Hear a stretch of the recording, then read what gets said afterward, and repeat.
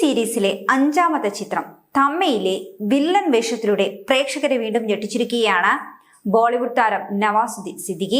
ഉത്തർപ്രദേശിലെ ബുധാന എന്ന ചെറുപട്ടണത്തിൽ ജനിച്ച് നാഷണൽ സ്കൂൾ ഓഫ് ഡ്രാമയിലെ പരിശീലനത്തിന് ശേഷം ബോളിവുഡിൽ അരങ്ങേറ്റം കുറിച്ച നവാസുദ്ദീൻ 25 വർഷങ്ങളുടെ സിനിമാ ജീവിതം പിന്നിടുമ്പോൾ ഒരുപിടി നേട്ടങ്ങളും കൈയടക്കിയിട്ടുണ്ട്. അതിലൊന്നാണ് ലോകത്തിൽ ഒരേ ഒരു താരത്തിന് മാത്രം സ്വന്തമായിട്ടുള്ള ഒരു അപൂർവ റെക്കോർഡ്. എന്താണെന്ന് വെച്ചാൽ കാൻ ചലച്ചിത്രമേളയിൽ പ്രദർശിപ്പിക്കപ്പെട്ട 8 ചിത്രങ്ങളുടെ ഭാഗമാകുവാൻ ഇദ്ദേഹത്തിന് സാധിച്ചിട്ടുണ്ട്. ഇത്രയധികം ചിത്രങ്ങൾ കാനിൽ പ്രദർശിപ്പിക്കപ്പെട്ട മറ്റൊരു താരവും ലോക സിനിമയിൽ തന്നെ 1999 സർഫറോഷ് എന്ന ചിത്രത്തിൽ ഒരു ചെറിയ വേഷം ചെയ്തുകൊണ്ടാണ് നവാസുദ്ദീൻ സിദ്ദിഖിയുടെ തുടക്കം. 8 വർഷക്കാലം ചെറിയ വേഷങ്ങളിൽ മാത്രം ഒതുങ്ങി നിന്നു ഇദ്ദേഹം. 2007 അനുരാഗ് കശ്യപ് ഒരുക്കിയ ബ്ലാക്ക് ഫ്രൈഡേ എന്ന ചിത്രം സിദ്ദിഖിയെ ശ്രദ്ധേയനാക്കി.